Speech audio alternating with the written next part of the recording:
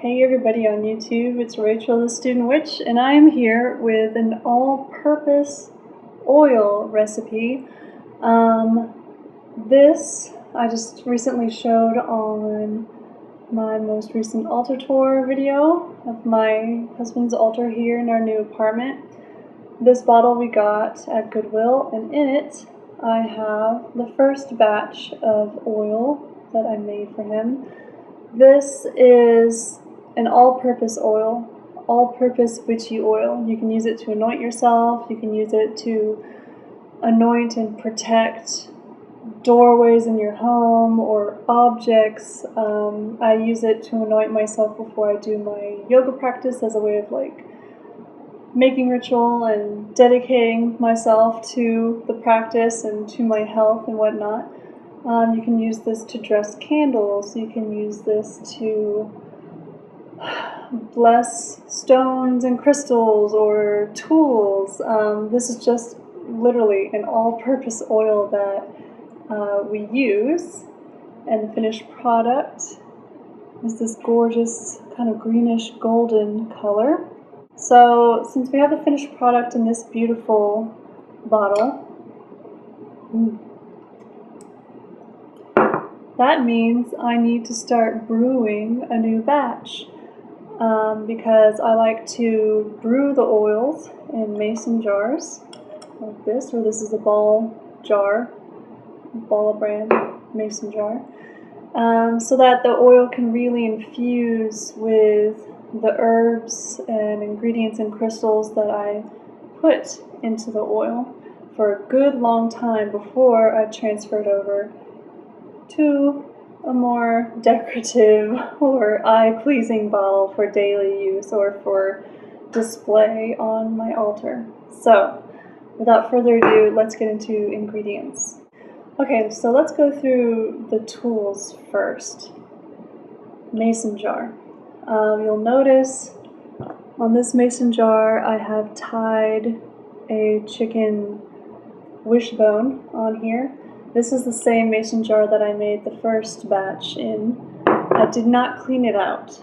I cleaned it before I started brewing the first batch, but I did not clean it for making this new batch. And the reason behind that is I kind of want some of the essence, some of the leftovers of the first batch to mix and carry on in this new batch.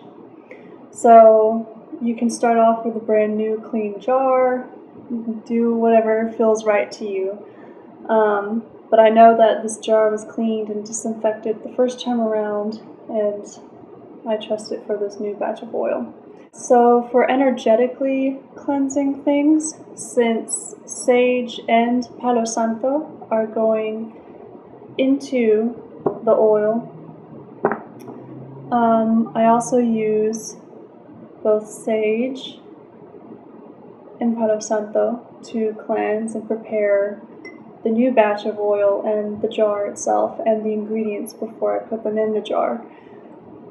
Sage to me has not just cleansing, but it's kind of a more masculine energy. And that's just for me personally. You can do whatever feels right for you. So I like to go counterclockwise with sage to cleanse, and then clockwise to bless and imbue this oil with some more of the masculine side of things. Palo Santo has a more feminine energy, so counterclockwise to cleanse, clockwise to bless, and then I have a specific symbol that I use to bless things. So since I use both sage and palo santo to create that balance between the masculine and the feminine, because this is an all-purpose oil, and that idea of balance just feels right to me. Okay, let's go into ingredients. So the base for this oil is sweet almond oil. Sweet almond oil is very gentle on the skin. Unless you have a severe nut allergy, I'm assuming it's healthy for the skin, it's gentle on the skin. It doesn't have a very strong scent because I will be adding some essential oil to kind of add more scent to this oil. So That's why we chose sweet almond oil. You can use grapeseed oil if you don't mind the scent of olive oil. And if you're not going to add any essential oil to add any scent, then go ahead and use olive oil, which does have a very strong and particular scent and flavor to it. But any regular oil will do.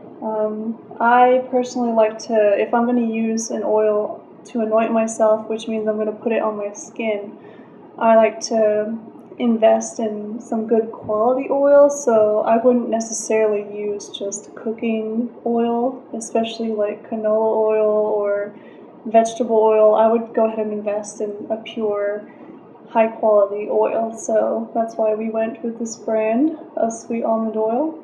Now, I like to add salt for protection and purification in practically every oil that I make.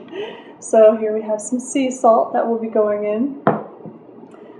The base, or a lot of the energy for the oil, will be coming from the palo santo, the clean, brand new palo santo stick that I will be putting in for for that cleansing, purifying, and blessing feminine element.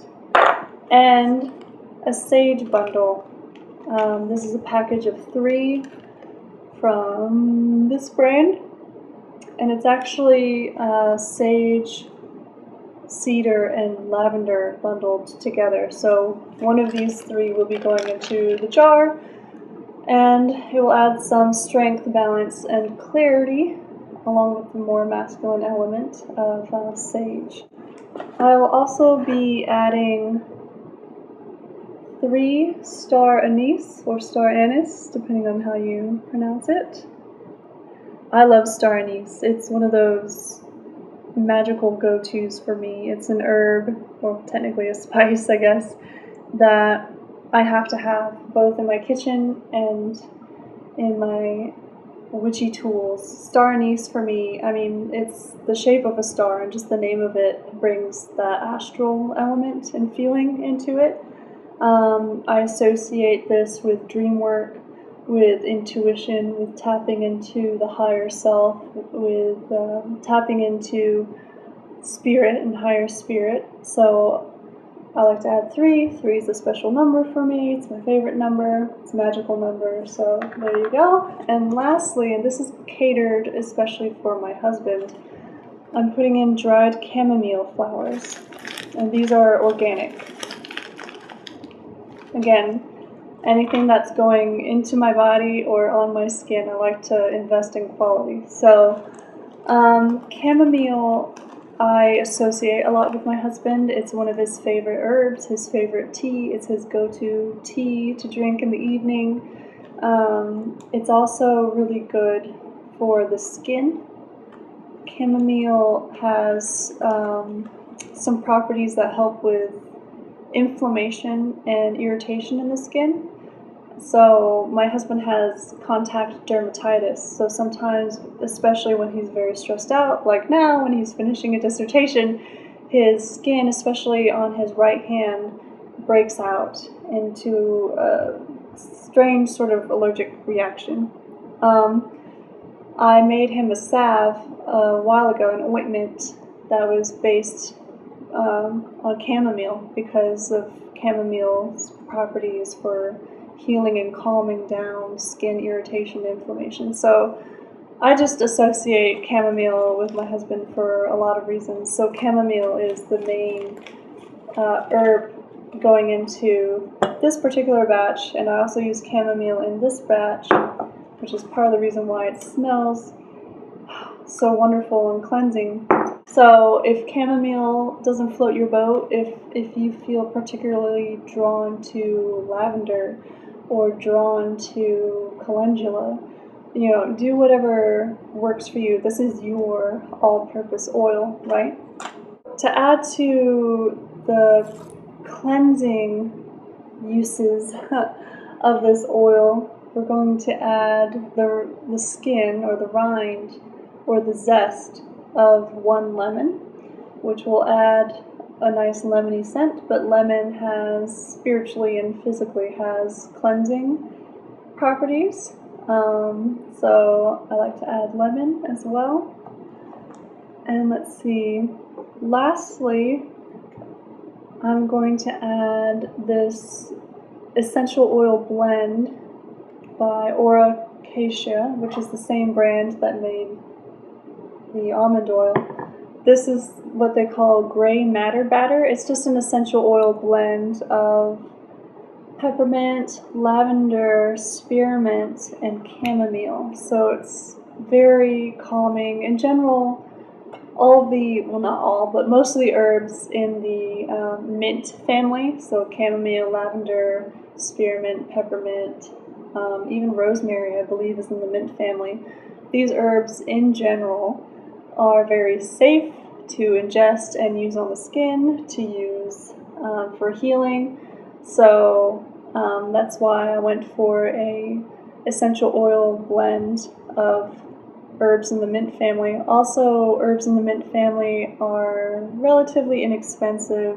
Their essential oils are relatively inexpensive, and they in general have great healing and calming properties. So I almost forgot. 3 other key ingredients to this oil are a piece of selenite. So I know that some people, when they make a selenite type of oil, when that oil is done, they take the selenite and they bury it. I feel like this is still potent and still has something to add to this new batch of oil. I like that it's still covered in little flecks of chamomile blossoms and oil from the previous oil, and so it's going to carry that into this new oil. So I have no problem with using the original piece of selenite. I also have in here a piece of quartz covered in the original batch of oil and chamomile blossoms and salt. I did not clean these with soap and water or anything. I wanted them to carry on into this new batch of oil. And lastly, a small piece of amethyst, which has a beautiful kind of double point to it, as you can see. So we went with selenite, clear quartz, and amethyst. You can go with any number or any type of crystal you want. If you feel more drawn to labradorite, or if you want more of a protective energy to this oil, go for onyx or obsidian or tourmaline or anything that floats your boat. But selenite, amethyst, and clear quartz, you can't go wrong with that. So let me wash my hands and prepare everything, and I'll show you the final product. Okay, see you in a bit. And here you have it, the finished product. This beautiful, beautiful oil. You can see the selenite, the lemon rind, some star anise. It's gorgeous. So, like I said earlier, this is an all-purpose oil. I like to anoint each one of my chakras, my main center chakras, before doing my yoga in the morning, or even if I don't have time to do yoga, I just, after I jump out of the shower, dip my finger in here and anoint myself right here, and right here. So please let me know what you think about this kind of all-purpose oil. Do you have an all-purpose witchy oil? How do you cater it to yourself? What are the specific herbs that you connect most with that bring you back certain memories? What ingredients or crystals do you use? And let me know if you feel inspired to make your own or your very first all-purpose kind of witchy oil. What do you put in there? Yeah, this basic recipe, it's my own. It's been inspired here or there by things that I've seen, but mostly I just think about what I need and what my husband needs in the day-to-day witchy living. So yeah, let me know what you think and how you cater it to you and your needs or your family's needs. Yeah, I hope you enjoyed this video. I hope I inspired you to maybe make a new batch of oil. And until next time, many blessings. Thanks for watching. Bye.